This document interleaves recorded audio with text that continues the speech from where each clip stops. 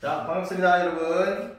어제는 선생님이 그 교재가 그 최신판, 그리고 여기 기초완성 있죠.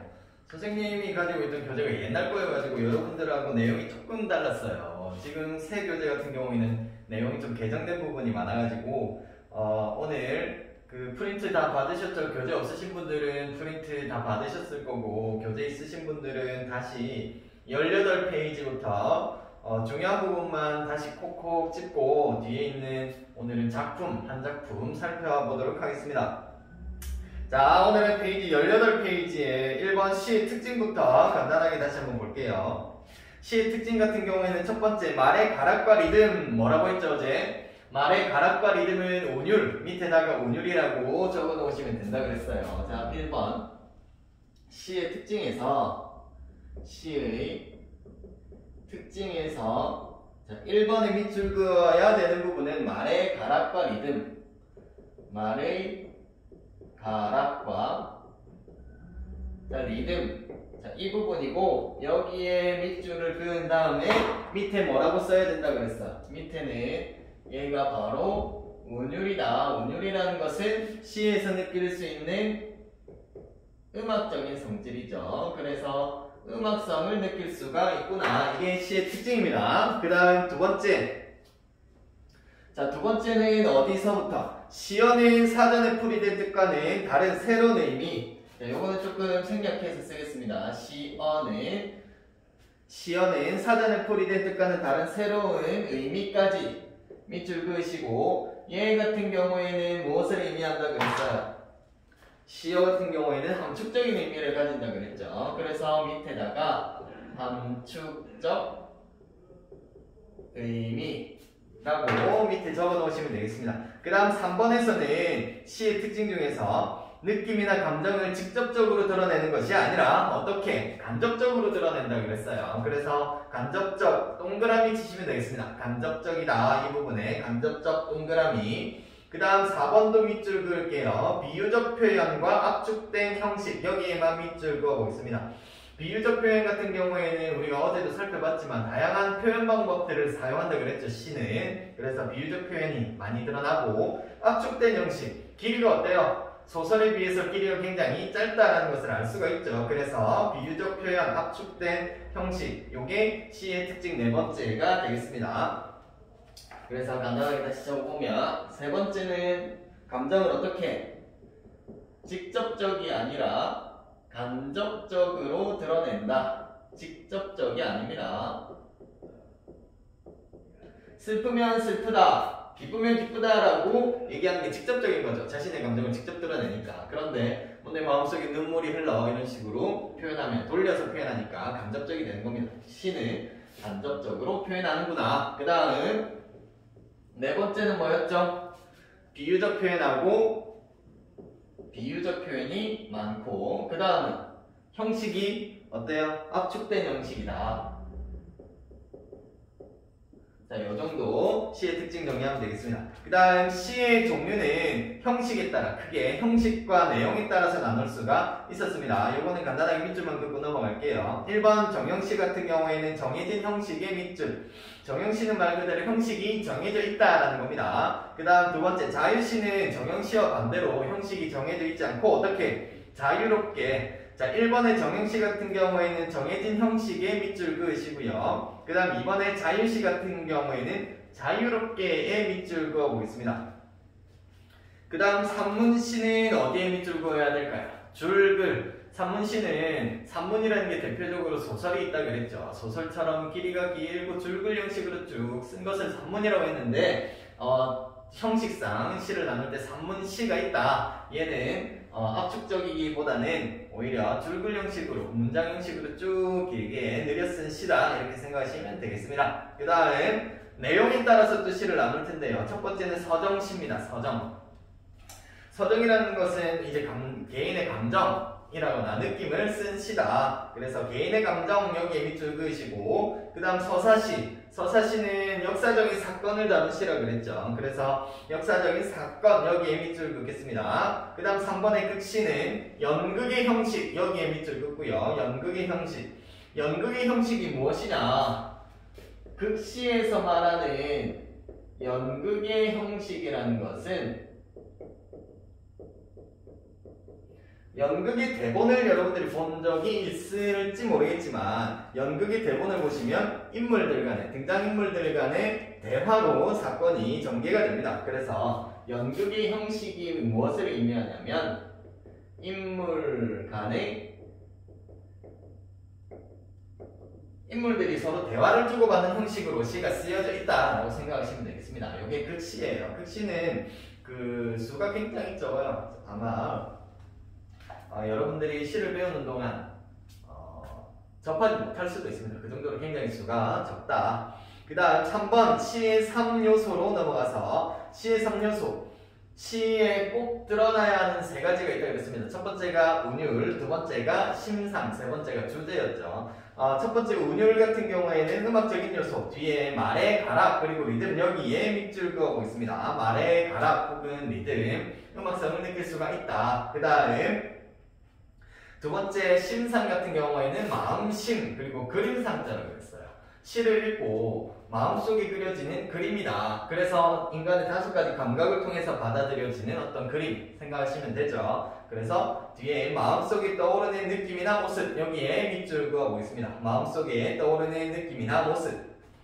그 다음 세 번째 주제입니다. 주제 같은 경우에는 모든 문학 작품에서 대부분 다 나타나는 요소 중에 하나다라고 생각하시면 돼요. 주제는 의미적인 요소인데 시인이 시를 통해서 말하고자 하는 뒤에 중심생각 여기에 밑줄 긋겠습니다. 중심생각. 그런데 시는 특이하게 돼요. 이 주제가 직접적으로 드러나기보다는 비유적인 표현을 사용해서 어떻게 드러난다? 주제가 간접적으로 드러나는 편입니다. 그래서 중심생각 밑줄 그은 데다가 밑에 간접적으로 드러난다 이렇게 적어 놓으십시오. 자 여기까지 됐죠? 그러면 1번부터 확인 문제 1번부터 다시 간단하게 정답만 확인하고 가면요. 1번은 첫 번째 1번 말의 리듬을 느낄 수가 있다. 그래서 요거를 운율이다. 시에서는 운율이라고 표현한다 그랬죠. 그 다음 4번 압축된 형식을 통해서 깊은 의미를 느낄 수가 있다. 길이가 없어요. 굉장히 짧고 간단한 형식으로 되어 있습니다. 그 다음 2번에 빈칸 한번 채워보시죠. 시는 형식상 세 가지 뭐 있습니까? 정형시, 그 다음 자율시, 그 다음 산문시 이렇게 세 가지. 그 다음 내용상으로 또 세 가지. 서정시, 그 다음 서사시, 그 다음 극시 이렇게 세 가지 나눠볼 수가 있다. 그 다음 2번으로 가서 형식에 따라 나눴을 때 정해진 형식이 없이 정해진 형식이 있으면 정형시 없으면 자유롭게 쓰니까 자유시 이렇게 가면 됩니다. 그 다음 3번 시를 내용에 따라서 나누었을 때 개인의 감정, 생각, 느낌을 쓰는 시는 무슨 시? 서정시라 그랬습니다. 그 다음 4번 연극의 형식으로 쓴 시는 무슨 시? 네, 극시가 되겠네요. 그 다음 3번으로 넘어가겠습니다. 자, 3번은 형식이 자유로워서 자유시고요. 그 다음 개인의 감정, 느낌 같은 것들을 썼기 때문에 서정시다. 3번 같은 경우는 3번 문제의 정답은 자유롭게 쓴 자유시이고 그 다음 개인의 감정을 노래한 서정시, 형식상 자유시, 내용상 서정시가 되겠다. 그 다음 4번 시의 3요소 뭐였습니까?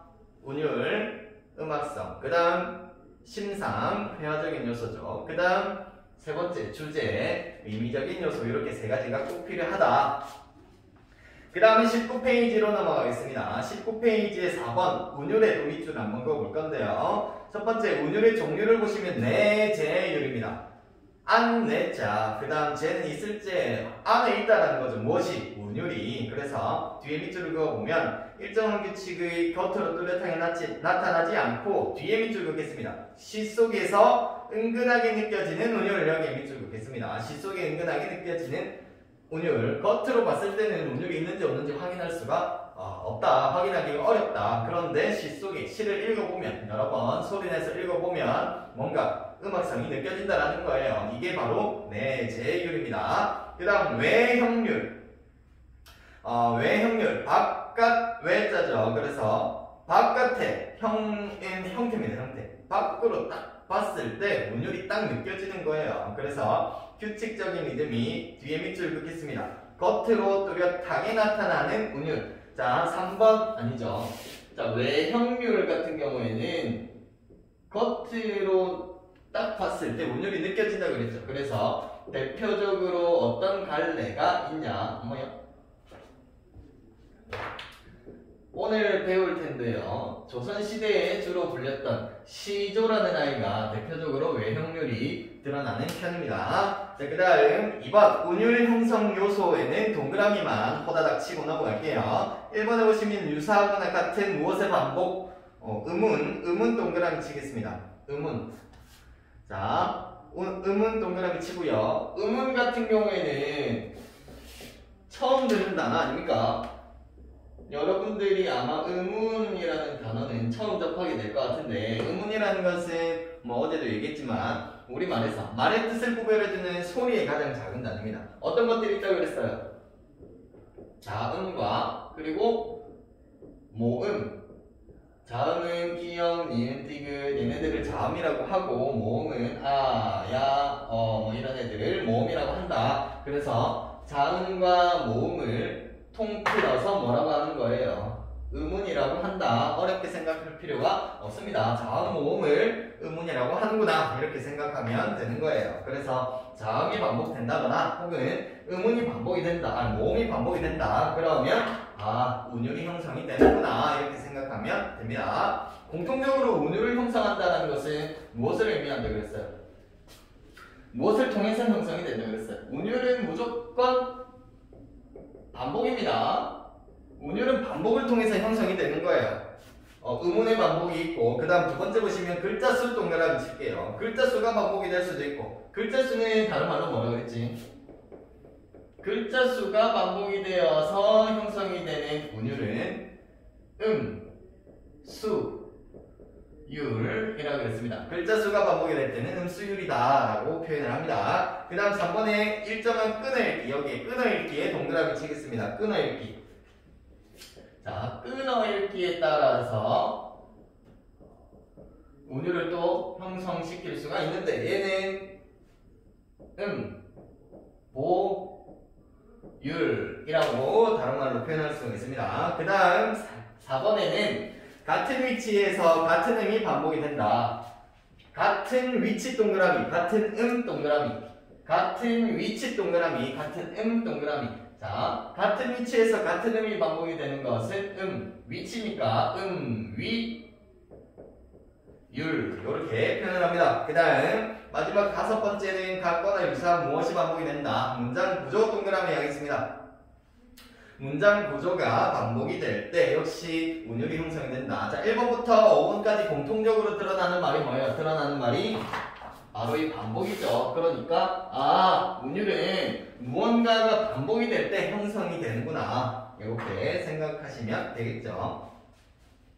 자, 그 다음 5번 심상으로 가겠습니다. 심상, 마음속에 그려지는 이미지. 그래서 심상이라는 것은 같은 말 뭐가 있다 그랬어요? 방금 전에도 쌤이 말했지만 이미지와 같은 말입니다. 그래서 시각적 심상이라는 것은 시각적 이미지와 같은 말이다. 자, 1번부터 보시면 시각적 심상은 무엇을? 눈으로 모양이나 빛깔을 보는 듯한 느낌. 그러니까 인간의 오감 중에서 눈으로 보는 느낌, 눈과 관련이 있다. 시각과 관련이 있다. 그래서 눈 동그라미 하겠습니다. 눈. 그 다음 이번에 후각적 심상은 코로 냄새를 맡는 거니까요. 코 동그라미 하겠습니다. 코. 그 다음 3번 청각적 심상은 귀 동그라미. 그 다음 4번 미각적 심상은 혀 동그라미. 5번 촉각적 심상은 피부 동그라미 하겠습니다. 그 다음 공감각적 심상은 뒤에 밑줄 그어볼게요. 하나의 감각을 다른 감각으로 옮겨 표현하여 여기서부터 밑줄 긋겠습니다. 둘 이상의 감각이 동시에 떠오르게 하는 느낌이다. 공감각적 심상을 보통 어려워들 하는 편인데요. 공감각적 심상 같은 경우는 일단 2개 이상의 어떤 심상이 나타나야 돼요. 2개 이상의 감각이 나타나야 되는데 이때 중요한 것은 진짜로 표현하고자 하는 대상이 무엇인지 둘 중에 하나만 찾으면 되겠죠. 둘 중에 진짜로 표현하고자 하는 대상이 무엇인지를 찾으면 쉽게 파악할 수가 있습니다. 예를 들어서 밑에 풀은 종소리가 있죠. 자, 여기에서는 표현하고자 하는 대상이 종소리겠어요? 아니면 풀은이겠어요? 그쵸? 종소리, 귀로 듣는 종소리를 어떻게 표현하는 거예요? 눈에 보이는 것처럼 푸른색, 색깔로 표현을 했으니까 눈에 보이는 것처럼 표현을 한 거야. 그러니까 청각을 어떻게 하는 거예요? 종소리라는 청각을 눈에 보이게 시각화했다. 이렇게 청각이 시각화라고 표현을 할 수가 있겠습니다. 자, 그러면 오른쪽에 있는 확인 문제 5번부터 다시 한번 볼게요. 자, 5번 해보시면 정답이 몇 번이라고 그랬어요? 자, 5번의 정답은 자 2번하고 4번이 정답이라고 그랬어요. 일정한 글자 수는 반복이 되지 않는다. 벚꽃 치는 걸 보니 총 몇 자예요? 2, 5, 7, 7글자고 두 번째 행은 6글자, 그 다음 세 번째는 3, 7, 9, 9글자 이런 식으로 글자 수가 반복이 되지는 않고 있다. 그 다음 4번 일정한 끈을 읽기도 반복이 되지 않죠. 벚꽃 지는 걸 보니 얘는 3번 끈을 읽는다라고 볼 수가 있는데 네 번째 행을 보시면 벚꽃마저 좋아라고 해서 2번 끈을 읽히고 있지. 그러니까 일정한 끈을 읽기도 반복이 되지 않네. 2번하고 4번으로 가시면 되겠습니다. 자, 그 다음 6번 다음 구절에 사용된 심상을 각각 쓰시오. 요것도 어제 했던 내용이죠. 빨간 우산, 빨간 색깔이 눈에 보이니까 무슨 심상? 시각적 심상. 자, 그런데 2번을 보시면 은빛이라는 것은 어떤 감각이에요? 우리 5가지 감각 중에서 눈으로 보는 색깔이죠. 은빛은 색깔이니까 시각적 심상인데 뒤에 비린내 같은 경우에는 냄새란 말입니다. 그래서 2개의 감각이 나왔네요. 여기에서 내가 직접 표현하고자 하는 대상은 냄새예요? 아니면 은빛이에요? 냄새를 어떻게 표현하는 거야? 냄새를 눈에 보이는 것처럼 표현을 하는 거죠. 그러니까 후각의 시각화 이렇게 공감각적 심상이 드러나는구나 생각하시면 되겠습니다. 그 다음 3번의 싸늘한 바람, 싸늘하다, 서늘한 느낌이죠. 시원한 느낌이란 말입니다. 이런 거는 뭘로 느끼는 거예요? 눈으로 느껴요? 아니죠.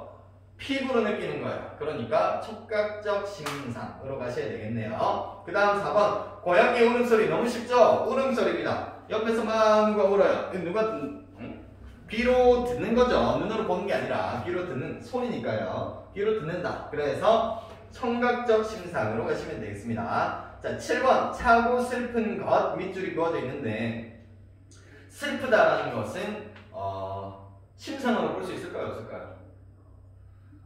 슬프다라는 것은 우리가 5가지 오감이 있다고 그랬잖아요. 시각, 청각, 후각, 촉각, 미각 이 5가지 감각으로 느낄 수 있는 것이 아니죠. 그런데 앞에 나와 있는 차다라는 것은 피부로 느끼는 거지. 지금 한겨울에 우리가 추위를 느끼는 것처럼 피부로 느끼는 거잖아요. 그러니까 7번 같은 경우에는 촉각적 심상이 두드러지게 나타나는구나 라고 보시면 되겠습니다. 그 다음 8번 다음 중 사용된 심상이 다른 것은 자 1번, 2번, 4번, 5번 같은 경우에는 다 시각적 심상이 사용이 됐습니다. 호수처럼 푸른 하늘, 푸르다. 그 다음 풀잎들이 손을 흔든다, 눈으로 보는 거죠. 그 다음 4번에 하얀 장화, 그리고 까만 고양이 색깔이죠. 그 다음 5번 떼굴떼굴 굴러가는 모습이 보이겠지.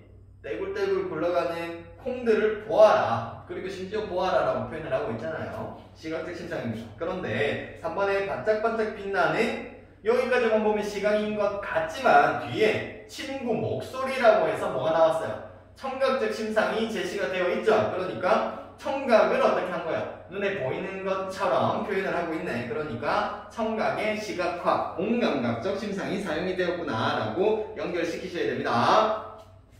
자, 그 다음은 20페이지 시어의 특징인데요. 시어 같은 경우에는 첫 번째 함축적인 의미를 지니고 있다라고 했습니다. 함축적이다라는 것은 머금고 있다라는 의미였죠. 그래서 하나의 단어가 여러 가지 의미를 표현할 수가 있다라는 뜻이었어요. 자, 여기서 한 가지만 확인하고 가면 퀴즈를 내겠습니다. 시어는 일상어, 우리가 일상생활에서 쓰는 말 있죠. 일상어입니다. 시어는 시에 쓰인 언어. 자, 시어는 일상어와 전혀 다르다. OX X죠. 전혀 다르지 않죠. 왜냐하면 우리가 쓰는 말을 그대로 옮겨 적었지만 함축적인 의미라거나 여기 나와 있는 것처럼 함축적이거나 상징적인, 다의적이라는 것은 여러 가지 의미를 가지고 있다는 뜻이에요. 그래서 음악성을 느낄 수가 있고 정서 전달 중심이지만 우리가 쓰는 말과 전혀 다르지 않죠. 똑같이 한글을 사용해서 표현하잖아요. 그렇기 때문에 일상어와 전혀 다르다라고 하면 틀린 표현이 되겠습니다. 아시겠죠? 자, 1번 시어의 함축적 의미 빈칸에다가 옆에다가 시어는 일상어와 전혀 다르다라고 되어 있으면 틀리다라고 간단하게 적어 놓으십시오. 그 다음 7번 시의 화자를 한번 보겠습니다. 화자는 말하는 이, 시에서 말하는 사람을 화자라고 그랬어요. 그래서 1번에서는 뒤에 시의 화자 같은 경우는 다른 말로 서정적 자 혹은 시적 자, 여기 밑줄 그어 보겠습니다. 서정적 자아 혹은 시적 자아라고도 한다. 그 다음 2번 시적 화자는 시 속에 드러나기도 하고 드러나지 않기도 한다. 이건 어떻게 구분하라고 그랬어요? 자, 작품 속에 나라는 단어가 진짜 딱 나라는 단어 혹은 내가 할 때 내 나라는 단어가 작품 속에 숨은 그림자 피자로 딱 들어가 있어요. 그러면 겉으로 드러난다라고 보는 거야? 아닌 거야? 시 속에 드러난다라고 보는 겁니다. 그런데 나가 없어요. 나가 있으면 시 속에 드러난다. 나가 없으면 시 속에 드러나지는 않는다. 이렇게 구분하시면 되겠습니다. 나라는 단어가 있냐 없냐. 그 다음 시의 어조와 분위기를 형성하는 역할을 한다. 어조라는 것은 조금 이따가 살펴보겠지만 시의 그 화자의 말투 정도로 생각하시면 됩니다. 그 다음에 요거는 밑에 윤동주님의 서시가 한번 실려 있는데요. 여기에서 나가 있는지 없는지 한번 찾아와 보실까요? 네, 마지막 네 번째 행 보시면 나는 괴로워했다라고 해서 나라는 단어가 나타나겠죠. 그러니까 이 작품 같은 경우에는 시적 화자가 시 속에 드러난다, 드러나지 않는다. 네, 드러난다라고 확인하시면 되겠습니다. 자, 그 다음 9번 문제 확인 문제부터 한번 보시죠. 9번에 3번 보시면 일상어는 함축성을 지니고 있다. 함축적인 의미를 가지고 있는 것은 무엇의 특징이었어요? 시어와 일상어 중에서 시어의 특징이었죠. 그렇기 때문에 9번은 3번이 적절하지 않다. 그 다음 10번에 기역과 니은 중에서 시적 화자에 대한 설명으로 알맞은 것은 기역과 니은 중에서는 니은이 되겠죠. 기역 같은 경우에는 항상 시의 표면에 드러난다. 여기서 표면에 드러난다는 것은 나라는 단어가 나타나냐 나타나지 않느냐를 말하는 거예요. 그러니까 시의 표면에 항상 드러나진 않죠. 숨어있는 경우도 많습니다. 그렇기 때문에 기억은 아니고 니은이 적절하겠네요. 시의 어조와 분위기를 형성한다. 그 다음 11번 현실의 모순이나 슬픔을 익살스럽게 드러내는 어조를 무엇이라고 하는지 쓰시오. 요거는 어조 문제니까 11번부터는 오른쪽 21페이지에 있는 내용을 간단하게 보고 나서 풀어보도록 하겠습니다. 자, 8번에 있는 시의 어조 같은 경우에는 어제 그 프린트로 받으셨던 분들은 확인하지 못했던 내용입니다. 새로 개정된 교과서에 추가된 내용이기 때문에 8번부터 다시 한번 보도록 할게요. 자, 8번의 시의 어조의 뜻을 한번 보시죠. 뜻을 보시면 시적 화자에 의해서 나타나는 목소리, 시적 화자에 의해서 나타나는 목소리로 화자 특유의 말하는 방식이나 억양, 말투, 말의 가락을 의미한다. 화자 특유의 여기서부터 밑줄 그어 보겠습니다. 화자 특유의 말하는 방식이나 억양, 말투, 말의 가락을 의미한다. 밑에 보시면 어조의 유형이 쭉 제시가 되어 있죠. 자, 첫 번째 독백적 어조부터 보겠습니다. 독백이라는 것은 쉽게 말하면 혼잣말이에요. 혼잣말. 그래서 혼잣말 밑줄 그으시고 그 뒤에 자신의 내면의 고백, 여기에도 밑줄 그어 보겠습니다. 속마음을 드러내는 거예요. 일기처럼. 그래서 독백적인 어조, 혼잣말 밑줄, 자신의 내면의 고백 밑줄. 그 다음 영탄적 어조입니다. 영탄이라는 것은 어제 우리가 표현 방법 살펴보면서 영탄법에 대해서 살펴봤었잖아요. 영탄법이라는 게 감탄사라거나 문장 보호들 있죠. 느낌표 같은 것들. 이런 것들을 사용해서 자신의 감정을 더 깊고 진하게 드러내는 표현 방법이었어요. 그러니까 영탄적인 어조는 뭐예요? 말투가 굉장히 감정을 강하게 드러내는 말투다라고 생각하시면 되겠어요. 그래서 느낌표, 감탄사 등으로 감정을 강하게 드러내는 어조 밑줄 그어보고 있습니다. 요거는 다 그으시면 되겠네요. 느낌표, 감탄사 등으로 감정을 강하게 드러내는 어조. 그 다음 단정적인 어조입니다. 단호하게 결심을 하는 태도. 여기 밑줄 그을게요. 단호하게 결심하는 태도. 나는 이제 공부를 열심히 해야겠어. 자, 이런 말투. 단정적인 어조. 그 다음 애상적인 어조. 애상이라는 것은 슬픈 감정이에요. 그러니까 슬픔에 젖은 모습. 여기에 밑줄 긋겠습니다. 슬픔에 젖은 모습. 여기에 밑줄. 그 다음 예찬적인 어조입니다. 예찬적인 어조. 말이 어렵죠. 예찬이라는 것은 어떤 대상을 막 찬양하는 그런 태도예요. 짱짱맨 이런 태도입니다. 그래서 대상의 장점을 기리고 칭찬. 여기 밑줄 그을게요. 대상의 장점을 기리고 칭찬 밑줄. 그 다음 기원적인 어조. 기원이라는 것은 막 기도하는 거죠. 제발 좀 이루어지게 해주세요. 자, 이렇게 기도하는 것을 기원적인 어조다라고 하는데 밑줄 긋겠습니다. 바라는 일이 이루어지기를 비는 어조. 기도하는 거죠. 그 다음 사색적인 어조. 사색이라는 것은 깊게 혼자서 생각하는 거예요. 말이 어렵잖아요. 뒤에 밑줄 그어볼게요. 대상과 일정한 거리를 두고 대상에 대해서 깊이 생각. 여기에 밑줄 긋겠습니다. 대상과 일정한 거리를 두고 대상에 대해서 깊이 생각. 이런 거죠. 공부를 해야 돼. 공부를 해야 되는데 내가 공부를 왜 해야 되는가? 혼자서 깊이 생각이 잠기는 거야. 공부에 대해서. 내가 공부를 도대체 왜 해야 되지? 혼자서 막 앉아가지고 고민을 한단 말입니다. 이런 것들이 사색이 되겠죠. 그 다음 풍자적인 어조입니다. 풍자와 해악은 공통적으로 좀 웃음을 유발한다는 공통점이 있어요.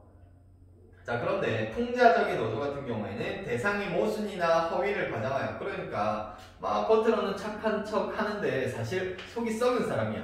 이런 사람들, 이런 비판의 대상이 되는 사람들을 비판적으로, 말 그대로 비판적으로 나타내는 어조가 풍자적인 어조입니다. 그런데 약간 우스꽝스럽게 표현하는 거예요. 그 부정적인 대상은, 여기 밑줄 그을게요. 대상의 모순이나 허위를 과장하여 비판적으로 나타내는 어조. 과장했으니까 뭔가 사람들로 하여금 비판, 웃음을 유발할 수가 있다는 겁니다.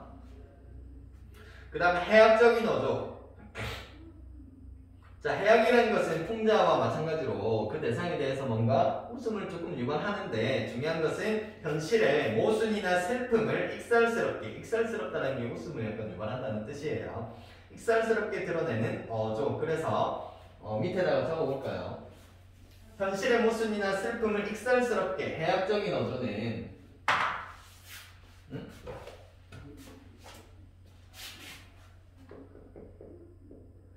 해학적 어조 같은 경우에는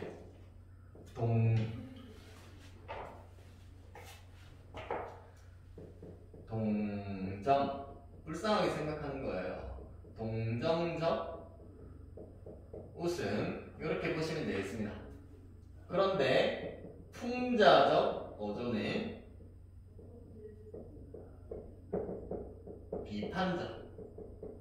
비판적 웃음이다. 웃음이 드러나는 어조다. 이렇게 연결시키면 되겠습니다. 여기까지 정리되셨죠? 그 다음 9번 시상 전개 방식도 어제 다루지 않았던 내용입니다. 그래서 자세히 한번 보도록 하겠습니다. 자, 시상이라는 것은 시에 나타나는 생각이에요. 시에 나타나는 작가의 어떤 생각 혹은 시의 흐름 정도로 생각하시면 되는데요. 시의 흐름, 시의 분위기 이렇게 생각하시면 됩니다. 이게 과연 어떻게 전개 방식이라는 것은 어떻게 흘러가는가, 어떻게 구성이 되어 있는가, 그런 것을 의미하는 겁니다. 그래서 시인이 시상을 잘 전달하기 위해서 선택하는 다양한 시의 조직 방법을 말한다. 어떻게 구성을 한 것인지에 대해서 살펴보면, 첫 번째는 시간의 변화입니다. 여기서 시간의 변화라는 것은 우리가 시계를 보고 째깍째깍 흘러가는 시간 자체를 말할 수도 있지만, 첫 번째 시간 동그라미, 계절의 흐름도 시간의 흐름이라고 볼 수 있을까요? 없을까요? 봄에서 여름, 여름에서 가을 이렇게 넘어가는 계절의 변화도 마찬가지로 시간의 변화라고 볼 수가 있겠죠. 그래서 시간 동그라미, 계절 동그라미, 그리고 시대, 조선시대, 그리고 지금 현대까지 각각의 시대가 변화하는 것 역시 시간의 변화에 따라서 시상을 전개하는 것입니다. 그래서 시간 동그라미, 계절 동그라미, 시대의 변화 동그라미 이렇게 세 가지 동그라미 하겠습니다. 그 다음 두 번째 점 보시면 순행적 흐름 밑줄, 역순행적 흐름 밑줄 하겠습니다. 순행적이다, 역순행적이다. 말이 굉장히 낯설죠?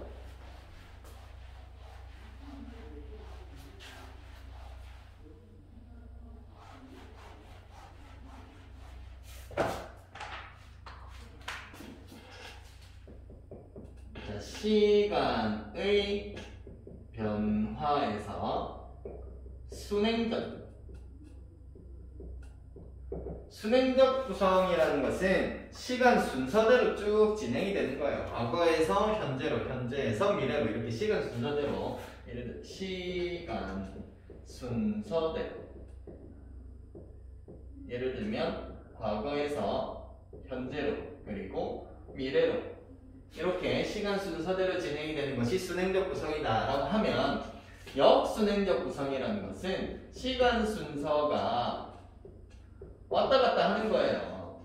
과거에서 현재로 다시 과거로 이렇게 왔다 갔다 하는 것, 이런 구성을 역순행적 구성이라고 하는 겁니다. 우리가 과거를 갑자기 떠올려가지고 과거의 일을 친구들한테 얘기하는 경우가 있죠. 현재에서. 그런 것들은 이제 역순행적이다 라고 보시면 되겠습니다. 자, 그 다음 두 번째는 공간의 변화입니다. 공간의 변화 밑줄 그을게요. 공간이나 시선의 이동, 여기 밑줄 긋겠습니다. 공간이나 시선의 이동. 자, 이렇게 공간이 이동을 한다거나 혹은 내가 바라보는 곳이 산이었다가 강을 이렇게 바라보는 이렇게 시선이 이동을 하게 되는 경우에는 어떤 효과가 있냐? 밑에 밑줄 그어 보겠습니다. 시각적 이미지가 강조되는 효과. 시각적 이미지가 강조되는 효과. 여러분들 공포영화 중에서 그런 거 있잖아요. 여고괴담, 여러분들 알지 모르겠는데 여고괴담 같은 거 보면 앞에 저기 멀리 있던 귀신이 갑자기 눈 깜빡하니까 앞에 와 있는 이런 구성 본 적 있어요? 귀신이 저기 있던 귀신이 막 눈을 감았다가 뜨니까 눈앞에 와 있어.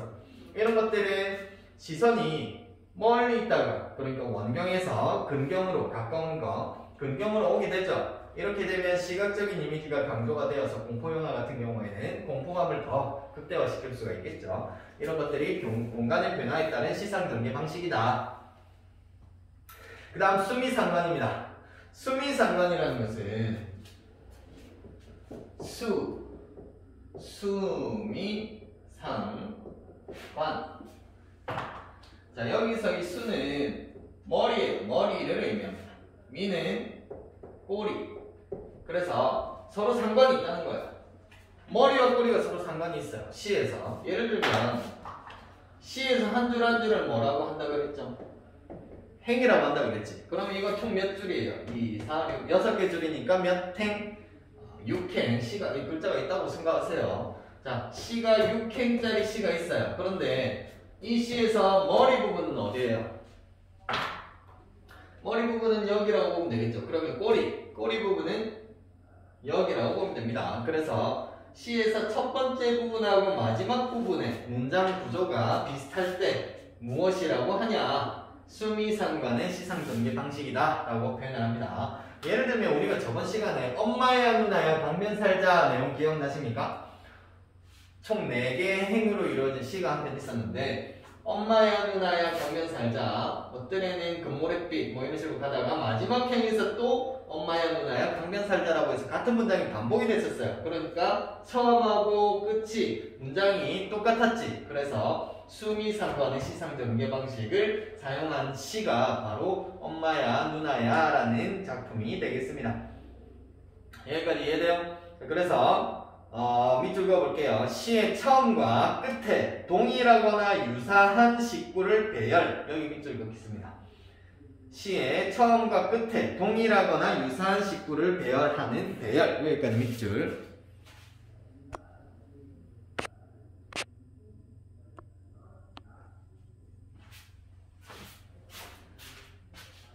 자, 그런데 한 가지.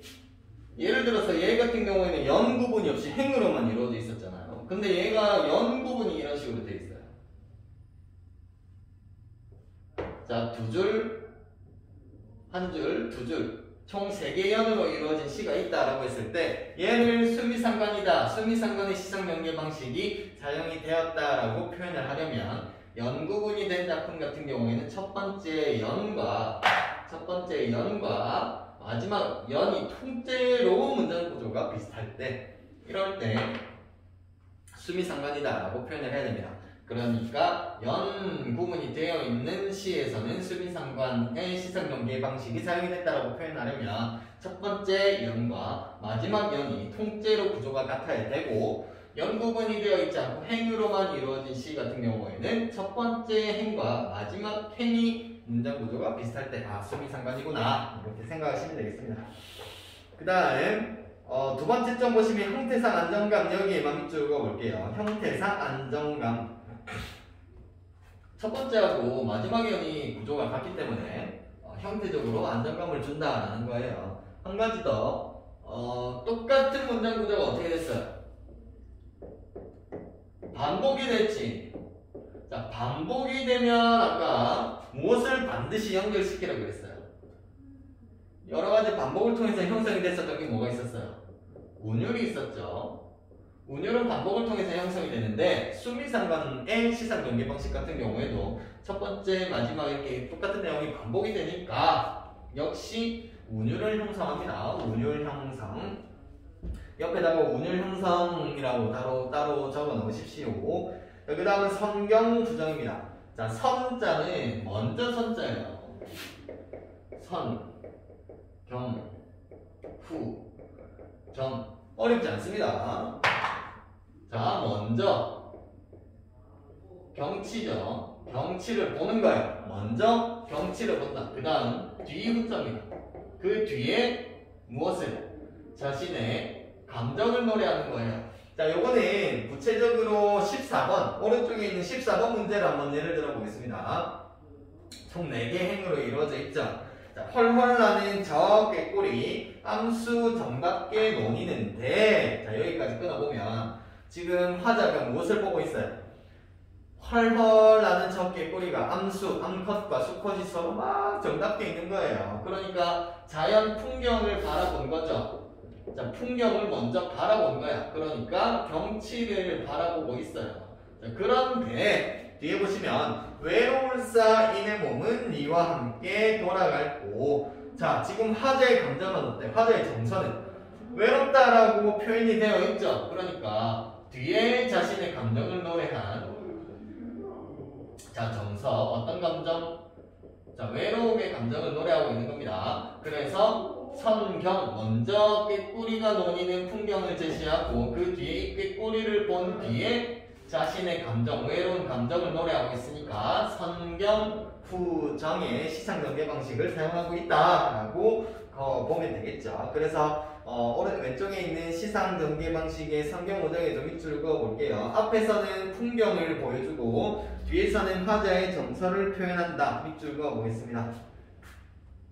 앞에서는 풍경을 그리듯이 보여주고 뒤에서는 화자의 정서를 표현한다. 밑줄.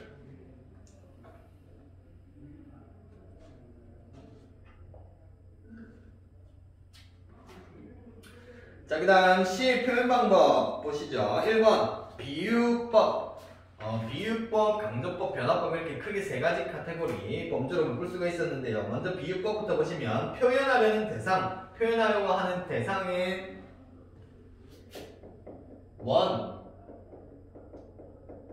관념이었어요. 관념이라는 것은 그냥 어떤 생각이라고 보시면 됩니다. 원래 내가 표현하려는 대상 혹은 그 생각,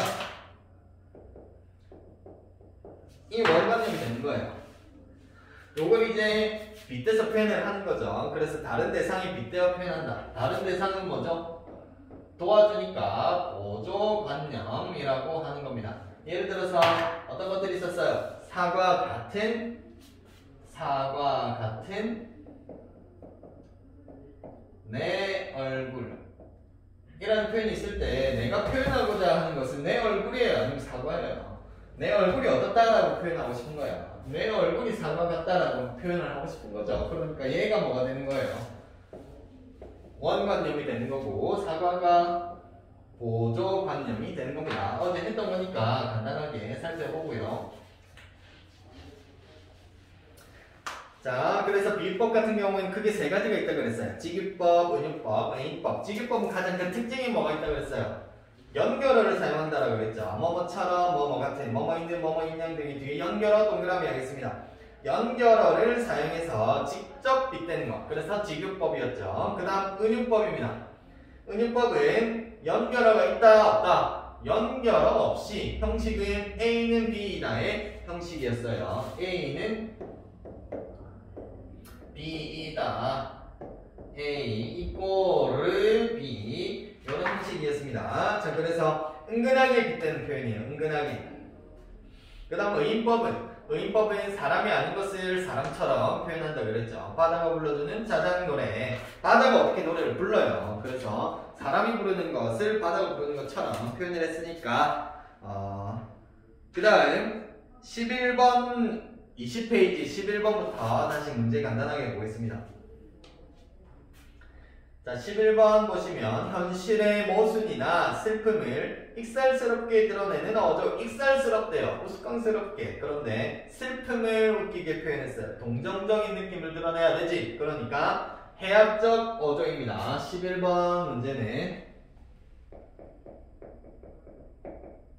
해학적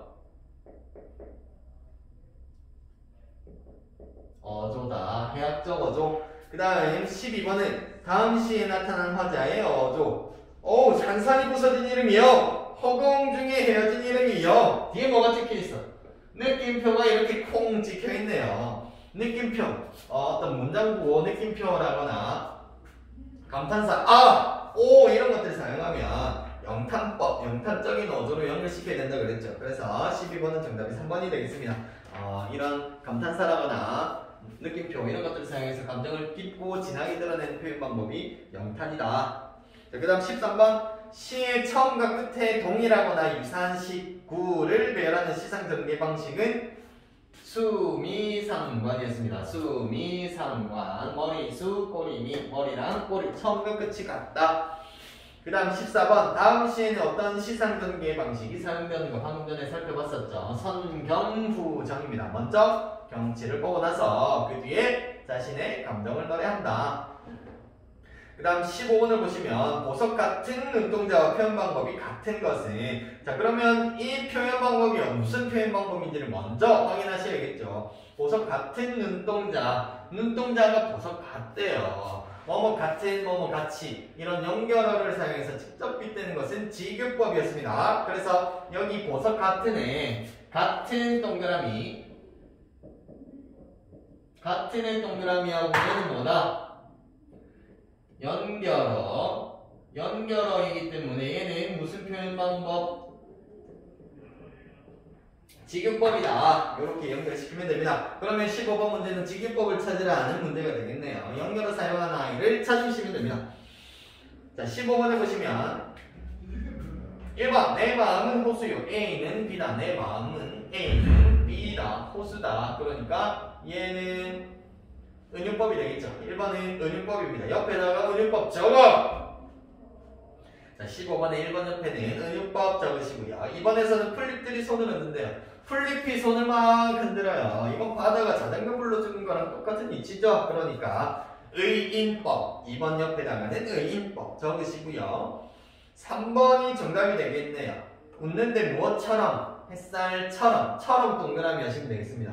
처럼 동그라미 하시고 직유법 옆에 적어 놓으십시오.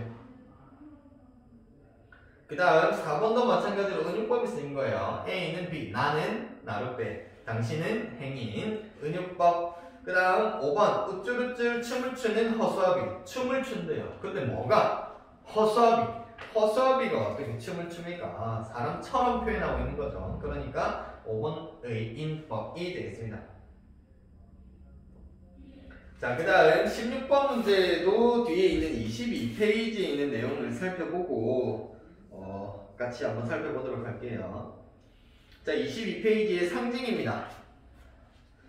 자, 상징은 추상적인 생각이나 의미, 여기 밑줄, 추상적인 생각이나 의미 밑줄, 이걸 어떻게 구체적인 사물로 대신하여 나타내는 방법, 밑줄 긋겠습니다. 구체적인 사물로 대신하여 나타내는 방법. 이것은 세 가지, 크게 세 가지 상징으로 우리가 나누어서 생각해 볼 수가 있는데, 첫 번째는 개인적인 상징입니다. 개인적 상징. 요건 말 그대로 시에서 시인이 자기가 독창적으로, 창의적으로 생각해서 표현을 한 거예요.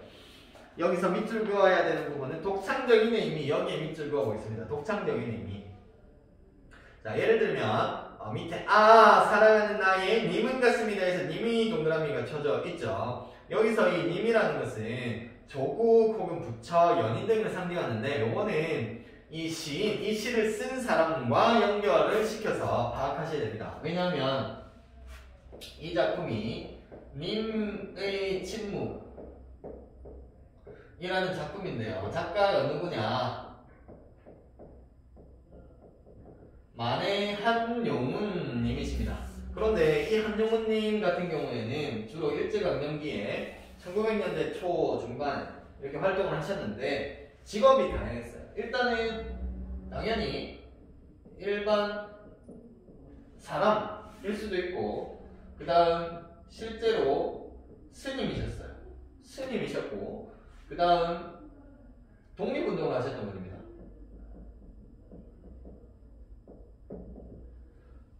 그냥 평범한 사람이면서 동시에 스님이기도 했고, 그리고 독립운동가로서의 역할을 했던 분이셨죠. 이런 다양한 직업을 가지고 있었단 말입니다. 그렇기 때문에 옆에 보시면 이 님이라는 것이 다양한 의미로 해석이 되는 거예요.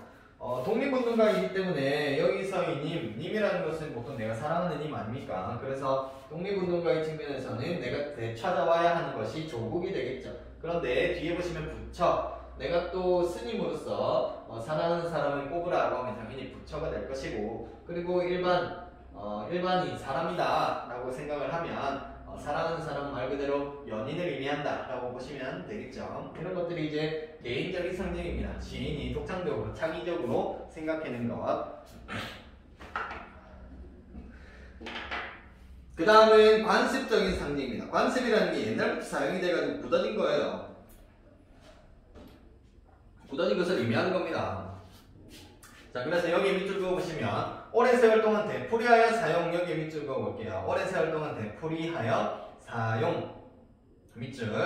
그래서 그 내용이 관습적으로 보편화된 상징입니다. 예를 보시면 대나무가 무엇을 상징한다고 되어 있어요? 대나무, 지조와 절개를 상징한다라고 되어 있죠. 지조와 절개라는 것은 변하지 않는 어떤 마음이에요. 자기 원칙을 지키는 그런 마음. 자, 그런 것들을 무엇으로 표현한 거야? 대나무로 표현한 거죠. 자, 대나무란 빨간색이네? 초록색이라고 생각해보세요. 대나무가 있어요. 자, 대나무가 있는데 대나무는 겨울에도 색깔이 없대. 겨울에도 이렇게 빨가면 안 되고 초록색입니다. 여러분 초록색으로 보이시죠? 초록색. 대나무는 사시사철 푸르다. 그러니까 자기의 생각을 굽히지 않는다. 굽히지 않는다. 굽히지 않죠. 푸른색을 간직하면서 꼿꼿하게 일자로 쭉 뻗어나간다는 특징이 있죠. 대나무 같은 경우에는. 그렇기 때문에 어디로 휘지 않고 쭉 곧게 자란다. 그렇기 때문에 지조와 절개를 상징하는 소재로 옛날부터 쓰였던 거예요. 얘는 딱 보니까 옛날 사람들이 딱 보니까 얘는 절대 자기 자신을 굽히질 않네. 자기 지조를 지키네. 이렇게 연결시키는 거예요. 그래서 옛날 작품들 보면 대나무 혹은 뭐 다른 지조와 절개를 상징하는 상징물들이 많은데 이런 것들이 의미를 상징한다라고 보시면 되겠습니다. 그 다음 원형적 상징. 자, 원형적 상징은요, 인류의 체험이 쌓인 결과 인간의 잠재의식이 공통적으로 인식, 여기 밑줄 그어보고 있습니다. 잠재의식이 공통적으로 인식. 자, 관습적인 상징이 오랜 세월 동안 되풀이해서 사용이 되었다라고 했잖아요. 그런데 원형적 상징은 이 오랜 세월, 관습적보다 더 옛날로 갑니다. 그 원시 시대 정도까지로 올라가요. 거슬러 올라가야 돼요. 왜냐하면 잠재의식이 공통적으로 인식이 되었다라고 되어 있잖아요. 여기 예를 보시면 물은 생명, 정열, 분노 등을 상징한다고 되어 있어요. 근데 예를 들어서 물을 생각해 볼까요? 물. 옛날 그 원시인들이 물에 대해서 물을 꼭 먹어야 살 수가 있다. 이걸 과학적으로 알아서 마시는 게 아니라 이게 진짜 물이라는 걸 마시지 않으면 어떻게 돼? 죽는 거죠. 그러니까 물은 곧 무엇을 의미하게 된 거야? 이 사람들에게, 원시인들에게 물이라는 것은 곧 생명, 삶 이런 것들과 관련이 있겠죠. 당연히 물을 못 마시면 죽어. 그러니까 물은 곧 생명이다. 이게 이제 원시 시대 때부터 배워서 아는 게 아니라 잠재의식의 잠재악 내면에서부터 이제 공통적으로 인식이 되어 있다는 거예요. 그렇기 때문에 원형적 상징으로 이렇게 볼 수 있는 소재들이 등장을 하게 되는 겁니다. 자, 그 다음 강조법. 말 그대로 강조한 거예요. 자신의 의도, 자신이 드러내고자 하는 바를 강조해서 표현하는 것이다. 여기 있는 네 가지 어제 다 살펴봤던 내용들이죠. 반복법. 말 그대로 반복하는 겁니다. 반복을 반복하여 표현하는 방법 밑줄, 반복하여 표현하는 방법. 그 다음 영탄법. 감탄사나 감탄조사 등을 이용 밑줄, 감탄사나 감탄조사 등을 이용. 그 다음 과장. 대상을 실제보다 크거나 작게 표현한 밑줄, 실제보다 크거나 작게 표현한 밑줄. 그 다음 점층. 문장의 뜻을 점점 강조, 그리고 작은 것에서 점차 큰 것, 그리고 넓은 것으로 확대. 점층이랑 반대되는 표현이 뭐가 있다고 그랬어요?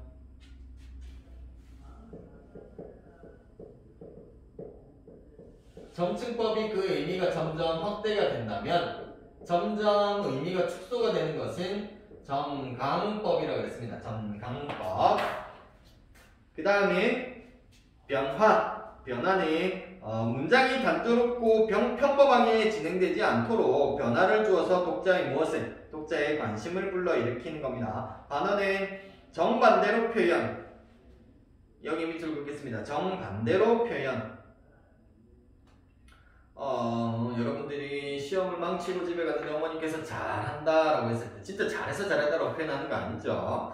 그래서 반대로 표현해서 그 의도를, 그 의미를 더 강조하는 것. 그 다음 역설법입니다. 역설법은 논리적으로 이치에 맞지 않는 말 속에 진리를 담아 표현. 여기 밑줄 긋겠습니다. 논리적으로 이치에 맞지 않는 말 속에 진리를 담아 표현하는 표현. 그냥 딱 봤을 때 말이 안 된다라는 거예요. 예를 보시면 괴로웠던 사나이 행복한 예수 그리스도. 괴로움과 행복한 것은 서로 모순이 되죠. 의미가 상충이 된단 말입니다. 왜냐하면 괴롭다라는 것은 부정적인 의미를 가지고 있고 행복하다라는 것은 긍정적인 의미를 가지고 있잖아요. 그런데 왜 예수 그리스도가 이렇게 괴로웠지만 행복했냐? 그것은 어제도 말씀드렸지만 십자가에 이제 못 박혀있다 이런 상황만 놓고 보면 괴롭죠. 그런데 이를 통해서 다른 많은 사람들을 구원할 수 있다면 이 사람에게는, 예수 그리스도에게는 행복이었던 거예요. 그렇기 때문에 논리적으로는 이치에 맞지 않지만 그 속에 어떤 진리를 담고 있다. 이런 것들이 역설법이 되겠습니다. 자, 그 다음에 서리법. 서리법이라는 것은 의문 형식으로 당연한 사실을 의문 형식으로 표현. 여기 밑줄 긋겠습니다. 당연한 사실을 의문 형식으로 표현. 그래서 답이 정해져 있는 질문을 던지는 거라 그랬어요. 밑에 예를 보시면 가난하다고 해서 사랑을 모르겠는가? 가난이랑 사랑이랑 관계가 있어요, 없어요? 부자도 사랑을 하고 가난한 사람들도 사랑을 하죠. 그렇기 때문에 이렇게 당연한 사실을 의문 형식으로 표현을 해서 독자들이 직접 답을 내리게 하고 그 의도, 그 의미를 더 강조하는 표현 방법이 바로 서리법이 되겠습니다. 그 다음 대꾸법. 대구법 아니고 대꾸법으로 읽으셔야 돼요. 비슷한 문장 구조를 나란히 배열하여 변화를 준다. 비슷한 문장 구조가 서로 짝을 이루어서 앞뒤로 짝을 이루어가지고 제시가 될 때 대꾸법입니다. 밑에 예를 보시면 눈이 오면 눈길을 걸어가고 비가 오면 빗길을 걸어가라. 혹은 콩 심은데 콩 나고 팥 심은데 팥 난다. 자, 이런 식으로 비슷한 문장 구조가 짝을 이루고 있죠. 그런데 이 사이에 다른 말이 껴들면 된다고 했어요? 안 된다고 그랬어요? 안 된다고 그랬습니다. 콩 심은데 콩 나고 팥 심은데 팥 난다. 요 사이에 콩 심은데 콩 나고 콩밥은 싫어 팥 심은데 팥 난다. 이런 식으로 문장이 구조가 편성이 되면 된다 안 된다? 안 된다 그랬어요. 반드시 짝을 이루어서 나란히 제시가 되어야 대꾸법으로 인정이 되는 겁니다. 그 다음 도치법. 도치는 말의 순서를, 우리 일반적인 말의 순서를 바꾸어서 표현할 때 문장의 어구 순서를 뒤바꾸어 변화감을 주는 방법 밑줄. 문장의 어구 순서를 뒤바꾸어 변화감을 주는 방법. 자, 밑에 예를 보시면 뭐라고 썼을까? 노란 은행잎에. 자, 일반적인 어순으로 바꾸게 되면 노란 은행잎에 뭐라고 썼을까라고 표현을 해야 되는데 여기에서는 말의 순서를 바꿔서 표현을 하고 있죠. 그렇기 때문에 도치법을 사용했구나라고 연결시키면 되겠습니다. 그 다음 11번 시적 허용입니다. 자, 시적 허용이라는 것은 어제도 말씀드렸지만 시에서 특별히 허용, 봐준다라는 거예요. 무엇을? 어법에 맞지 않는 표현을. 자, 여기 보겠습니다. 시의 분위기나 운율을 형성, 여기 밑줄 그으셔야 되죠. 시의 분위기나 운율을 형성. 그 다음 뒤에 의미를 강조, 여기도 밑줄, 의미를 강조. 그래서 시인이 어떻게 의도적으로 어법에 맞지 않는 표현, 의도적으로 어법에 맞지 않는 표현 밑줄 긋겠습니다. 요거는 밑에 얘만 간단하게 한번 살펴보시죠. 내 마음의 어디인 듯 한편에 끝없는 강물이 흐르네. 돋쳐오르는 아침 날빛이 빤질한 은결을 돋워내. 자, 여기에 시적 허용이 사용된 부분이 바로 왼쪽에 두 번 밑에서 세 번째 행 끝에 보시면 빤질한 동그라미, 그 다음 마지막 네 번째 행 끝에 돋워내 동그라미가 있습니다. 반질반질하다라는 것을 더 조금 강력하게 표현하기 위해서 반질한이라고 표현을 했고, 그 다음 도두다, 뭐 입맛을 도두다 이런 표현 많이 쓰시죠. 입맛을 도두다 그런 표현에서 도두네라고 표준어를 사용하지 않고 도도네라고 사용을 하고 있어요. 이건 의도적으로 표현을 어법에 맞지 않게 표현을 하는 것인데요. 이것은 시의 분위기 혹은 운율 형성하고 그 다음에 전달하고자 하는 의미를 강조하기 위해서 시인이 일부러 이렇게 표현을 한 것이다. 이런 것들을 뭐라고 한다고요? 네, 시적 허용이다 라고 하는 겁니다.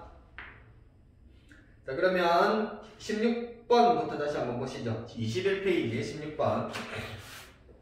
자, 다음 설명에 해당하는 시 표현 방법을 각각 쓰시오. 1번 추상적인 생각이나 의미를 구체적인 사물로 대신하여 나타내는 것은 상징이었습니다. 상징. 2번 자신의 의도를 강하게 드러내는 방법. 강조법이겠죠. 강조.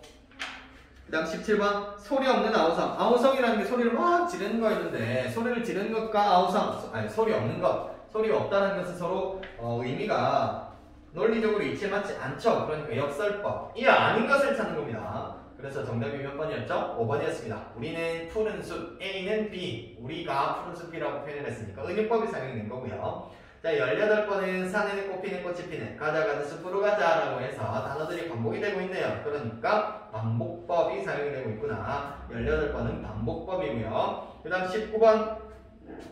자, OX 문제입니다. 추상적인 생각이나 의미를 구체적 사물로 대신하여 나타내는 방법. 상징 맞습니까? 방금 전에 살펴봤었죠. 2번은 시인에 의해 독창적인 의미로 사용되는 상징은 원형적 상징이 아니라 무슨 상징? 개인적 상징이었습니다. 그래서 19번은 2번은 X. 그 다음 20번은 어디에 동그라미 쳐볼까요? 시적 오형 나타난 부분은 뭐언이 되겠습니다. 뭐언. 얘는 바르게 고치면 먼이 되죠. 먼 행선. 자, 그러면 23페이지부터는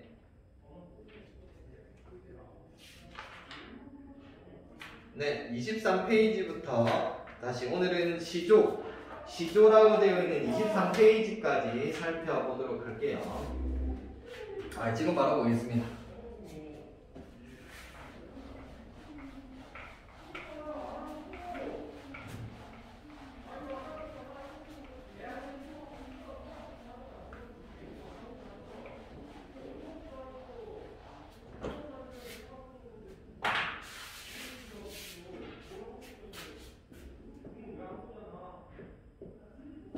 자, 시조라는 것은 언제 처음 쓰였냐면 고려 중기입니다. 한참 거슬러 올라가야 되죠. 조선도 더 전에 고려 중기에 생겨난 현재까지. 특이한 것은 지금도 계속 쓰이고 있다는 거예요. 현재까지 창작되고 있는 우리 고유의 무슨 시? 정형시 동그라미 하겠습니다. 정형시. 정형시는 우리가 시의 종류를 형식상 나눴을 때 정형시, 형식이 정해져 있는 시를 정형시라고 했죠. 그래서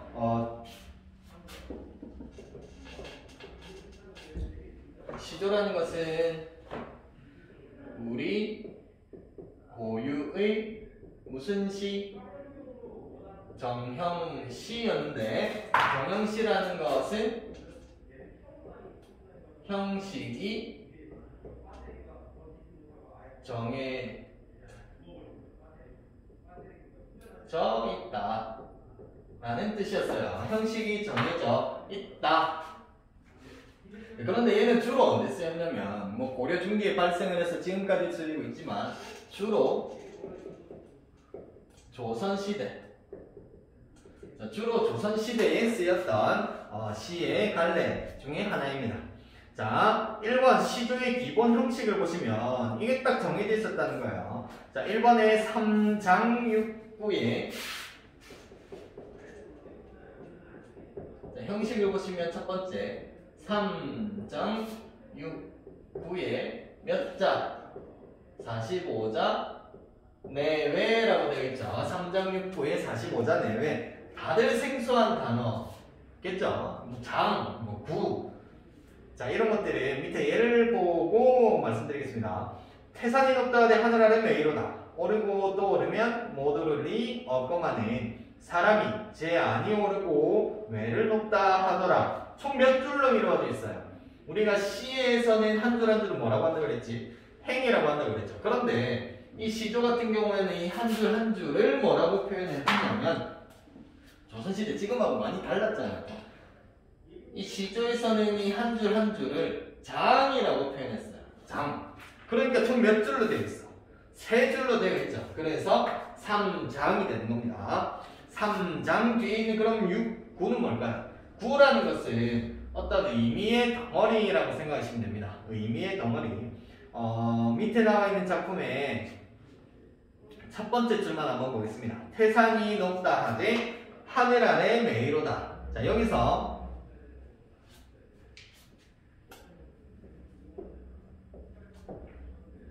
태산이 높다 하되 하늘 아래 메이로다.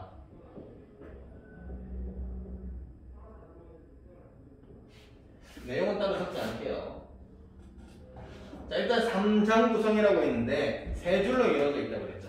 조선시대의 첫 시조에서 첫 번째 줄은 초장이라고 하고, 두 번째 줄은 중장이라고 하고, 세 번째 줄은 종장이라고 했어요. 이렇게 초장, 중장, 종장의 3장 구성을 취하고 있는 게 시조이다.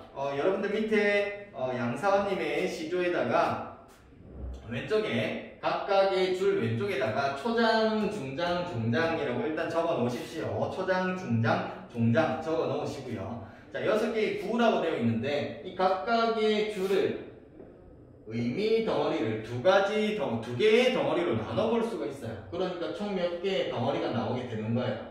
총 6개의 의미 덩어리가 나오게 되는 거죠. 의미 구분이 된다는 거예요. 자, 첫 번째 초장부터 보시면 태산이 높다 하되, 자, 여기서는 태산이라는 것은 산의 이름이죠. 산이 높다 라고 문장이 일단 끝이 났어. 그런데 그 뒤에 하늘 아래 메이로다. 높지만 어때?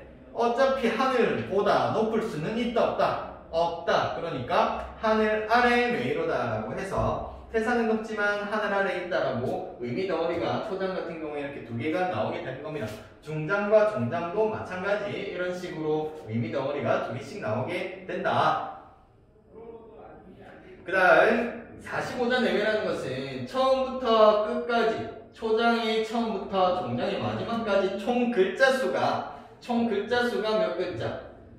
45자 내외. 조금 적을 수도 있고 조금 많을 수도 있는 겁니다. 약간의 가감이 있을 수도 있지만 전반적으로 45자라는 글자 수를 가지고 있다라고 생각하시면 되겠어요. 그 다음 기본 형식의 2번 3, 4조 또는 4, 4조의 음수율이라고 되어 있는데, 음수율이라는 것은 글자 수가 반복이 된다라는 거였죠. 그래서 세 글자, 네 글자 혹은 네 글자, 네 글자의 글자 수가 반복이 된다는 거예요. 자, 밑에 또 초장 한번 보겠습니다. 태산이 몇 글자예요? 태산이 세 글자. 높다 하되 몇 글자? 높다 하되 네 글자. 하늘 아래 몇 글자? 하늘 아래 네 글자. 메이로다 몇 글자? 메이로다 네 글자죠. 그래서 세 글자, 네 글자, 네 글자, 네 글자의 글자 수가 반복이 되기 때문에 음수율이라고 하는 거고. 그리고 몇 번 끈을 읽을까요? 다시 쌤이 한번 읽어볼게요. 태산이 높다 하되 하늘 아래 메이로다. 이렇게 4번 끈을 읽기 때문에 시조는 기본적으로 4음보의 음보율을 가지는 겁니다. 그래서 두 번째 특징은 3, 4조 3글자 4글자가 반복이 되거나 혹은 4, 4조의 글자 수가 반복이 되면 음수율이라고 그랬어요. 음수율. 그 다음 몇 음보? 4번 끈을 읽으니까 4음보의 음보율을 가진다 라고 볼 수가 있겠네요. 그 다음 마지막 3번째 특징은 초장, 중장, 종장 중에서 마지막 종장은 가장 첫 번째 음보. 음보 같은 경우에는 4음보니까 4번 끊어 읽히겠죠. 하나, 둘, 셋, 4개의 음보가 나오게 되는데 이때 첫 번째 음보. 종장의 첫 음보는 반드시 글자 수가 고정이 되어야 합니다. 종장의 첫 음보는 몇 글자일까요? 네, 여기 나와 있는 것처럼 3음절로 고정이 됩니다. 자, 음절이라는 것은 한 번에 소리 낼 수 있는 소리만인데요. 쉽게 생각하면 한 글자 한 글자 한 개의 글자를 음절이다 라고 생각하시면 됩니다. 그래서 한 글자 같은 경우에는 그러면 몇 음절이겠어요? 3글자지. 하나, 둘, 셋. 맞냐? 한 개, 두 개, 세 개. 그러니까 3음절 글자가 되는 겁니다. 이런 식으로 종장의 첫 음보 같은 경우에는 3글자 3음절로 고정이 되어야 한다는 게 시조의 특징이다. 이렇게 보시면 되겠네요. 자, 그 다음 2번으로 넘어가겠습니다. 2번. 일단 1번에 있는 시조의 기본 형식 같은 경우에는 반드시 다 암기를 하셔야 되는 내용입니다. 자, 2번 평시조와 사설시조의 비교를 해볼 건데요. 평시조 같은 경우에는 방금 전에 여기 제시되어 있는 기본 형식을 그대로 지켰던 평범, 가장 베이직한 시다 이렇게 보시면 되겠습니다. 그런데 사설시조 같은 경우에는 조금 달라요. 먼저 성행시기라고 되어 있습니다. 언제 주로 불렸느냐, 유행했던 시기를 의미하는 건데요. 평시조 같은 경우에는 주로 조선 전기에 유행을 했었습니다. 그리고 형식 같은 경우에는 여기 나와 있는 기본 형식인 3장 6구에 45자 내외 기본적으로 따르고 있고, 주로 착가층은 양반계층이라고 되어 있죠. 조선 전기에는 글자를 아는 사람들이 대부분 누구밖에 없었어요? 양반들밖에 없었단 말이지. 일반 백성들은 밥 벌어먹고 살기 바빴기 때문에 글자를 배울 여가가 있었다 없었다? 없었다. 그래서 양반들이 글자를 주로 알고 있었고, 양반들이 글을 썼기 때문에 주로 이 시조를 썼던 작가층은 양반계층이 되는 겁니다. 자, 그런데 주제 같은 경우에도 아무래도 양반들이니까 왕한테 잘 보여야 되겠죠. 그리고 그 당시에 어떤 유교적인 사상이 드러나는 작품들을 많이 썼습니다. 유교적인 사상이라는 것은 이제 왕에게 충성하는 거죠. 부모님께 효도하고, 예의를 지키고, 의리를 지키고, 뭐 이런 것들. 그 다음, 자연에서 느끼는 한가로운 삶이라고 되어 있습니다. 조선 전기에 양반들의 숫자가 전 국민의 한 3에서 7% 정도밖에 안 됐어요. 그런데 이 사람들이 주로 땅을 다 가지고 있었고, 백성들이 이 양반들에게 땅을 빌려서 농사를 짓고 했었죠. 그러니까 지금으로 따지면 다들 금수저들인 거예요. 일할 때 빼고는 다 어디 좋은 데 놀러 가가지고 한가롭게 자연에서 느끼는 한가로운 삶, 이런 것들을 주제의식으로 시조를 통해서 많이 표현을 했었다. 자, 그런데 조선 중기 이후에 발생을 한 사설시조 같은 경우에는 조금 달라집니다. 조선 중기 이후에 성행을 하게 되는데, 이때는 후민정음이 창제된 이유죠. 우리 글자가 생기고 난 이유란 말입니다. 그렇기 때문에 백성들도 글자를 알고 시조를 짓게 된 거죠. 형식을 보시면 평시조에서 종장의 첫 구를 제외하고 두 구 이상이 길어졌다고 되어 있는데요. 여기에 두 구 이상 길어짐 밑줄 그어보고 있습니다. 두 구 이상 길어짐. 두 구 이상 길어짐 밑줄 그을게요. 자, 시조는 초등, 중장, 종장의 3장 구성을 취하고 있는데, 여기에서 주로 가운데 중장 부분이 두 구 이상 이렇게 길어졌다라는 얘기예요. 우리가 지금도 어떤 글 같은 걸 보게 되면 천, 중간, 끝이 있을 때 가장 중요한 부분은 어디예요? 중간 부분이죠. 중간 부분에서 모든 중요한 내용들을 다 다루니까. 그래서 시조 같은 경우에도 여기 중장 부분이 주로 길어졌다라는 뜻입니다. 자, 작가층은 이제 양반계층에서 평민계층으로 확대가 됩니다. 평민계층으로 대체로 작가미상이라고 되어 있는데요. 이 당시에는 지금처럼 어떤 저작권에 대한 그런 개념이 없을 때예요. 그냥 자기 생각을 쭈루룩 읊고 굳이 이름을 남기지 않았던 거예요. 그 다음 주제 같은 경우에도 평민계층으로 이제 작가층이 확대가 됐기 때문에 다양한 주제의식을 드러내게 되었죠. 첫 번째는 남녀 간의 애정, 진솔한 사랑 얘기를 다루게 되었고, 그 다음은 서민 생활에 대한 애환, 슬픔과 기쁨 같은 것들을 나타냈습니다. 나 너무 힘들어. 그리고 아니면 나 너무 행복해. 뭐 이런 것들. 그 다음 현실에 대한 비판과 풍자. 자, 조선 중기 이후에는 여러 가지 전쟁을 거치면서 무능한 양반층에 대한 어떤 비판적인 태도가 이 시조를 통해서 많이 드러나게 됩니다. 그 다음 세 번째 현대시조 보겠습니다. 현대시조는 말 그대로 지금 쓰여지고 있는 시조를 의미하는 거예요. 뜻은 개화기 이후부터 현재까지 창작이 되는 시조를 의미합니다. 개화기라는 것은 이제 1900년대 전후, 1900년대 전후로 생각하시면 되는데요. 현대시조의 특징은 첫 번째, 대부분 제목이 있다. 여기 줄 보겠습니다. 조선 혹은 고려 시대에 쓰였던 시조들은 대부분 제목이 없어요. 제목이 따로 없고 본문만 있습니다. 그런데 현대시조들 같은 경우에는 이제 제목을 달기 시작한 거죠. 그 다음 다양한 사상과 감정을 다룬다. 요거는 평시조에서 사설시조로 넘어갈 때도 우리가 확인을 했던 내용이죠. 다양한 주제의식이 드러났었다. 그런데 현대로 오니까 당연히 더 그 폭이 넓어지게 되는 거죠. 그 다음 세 번째, 시행의 배열 방법이 다양하다.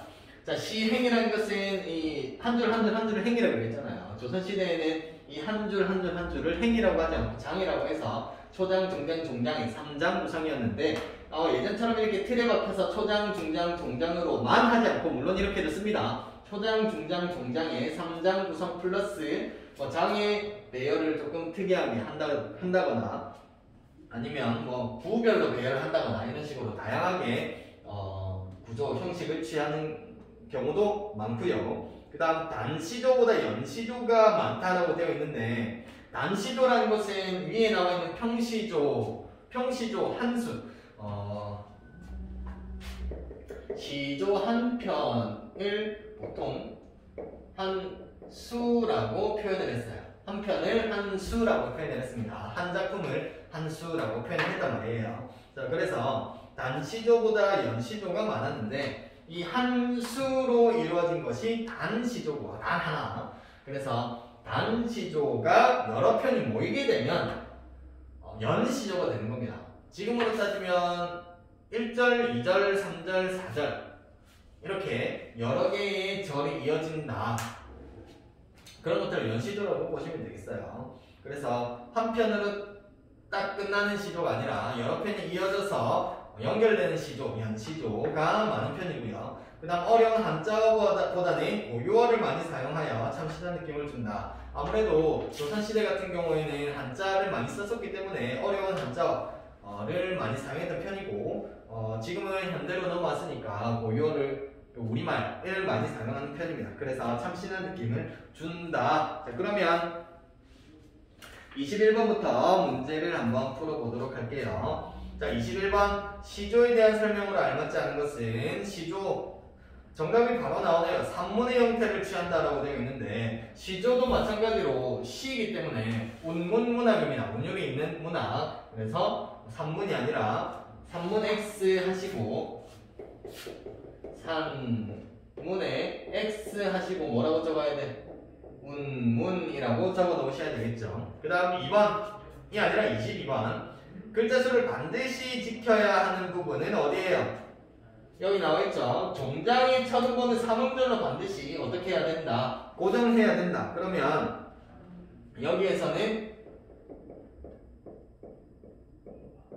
마지막 글에는 이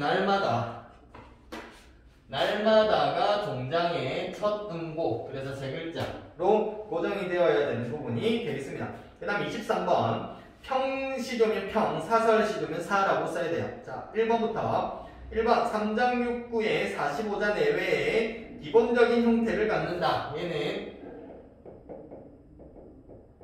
평. 자, 2번은 주로 삶의 애환, 그리고 현실에 대한 비판, 그리고 풍자. 얘는 작가층이 평민으로 확대가 되었을 때인 사설시조. 그 다음 세 번째, 기본 형식에서 두 구 이상, 제한 없이 길어져서 산문 형태에 가깝다. 이것도 작가층이 확대되면서 두 구 이상 길어진 이유는 이제 작가층이 서민계층으로 이제 확대가 됐다고 했잖아요. 평민계층으로. 평민들은 자기가 이제 하고 싶은 얘기가 너무 많아졌던 거예요. 그러다 보니까 자연스럽게 길이가 길어지게 되었다. 여기 사설 시조의 특징이다라고 보시면 되겠습니다.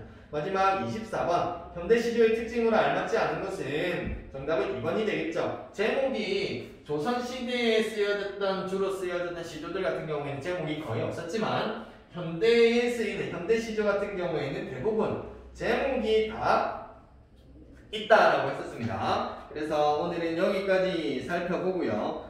다음 시간에 본격적으로 확인학습 24페이지부터 실려있는 시를 살펴보고 문제도 한번 풀어보도록 하겠습니다. 자, 남은 시간에 여러분들 어제 나눠드린 빈칸 자료 있죠? 이제 시조까지 우리가 다 살펴봤으니까 빈칸 자료에 있는 빈칸을 다 채우시고, 그리고 교재에 있는 내용들 밑줄 긋고 문제 풀고 필기한 내용들, 그리고 교재에 있는 문제가 날개 문제가 몇 페이지부터였죠? 네, 18페이지부터 23페이지에 있는 시조까지 총 옆에 확인 문제가 24문제가 있습니다. 여기 있는 24문제를 다 채점을 하셔서, 그리고 본문에 필기하고 밑줄 그은 부분들 다 사진 찍어서 저한테 개별적으로 인증해 주시면 되고, 그 다음에 빈칸 테스트지에 있는 빈칸 채우셔가지고 역시 오늘까지 저한테 인증해 주시면 되겠습니다. 여기까지 할게요.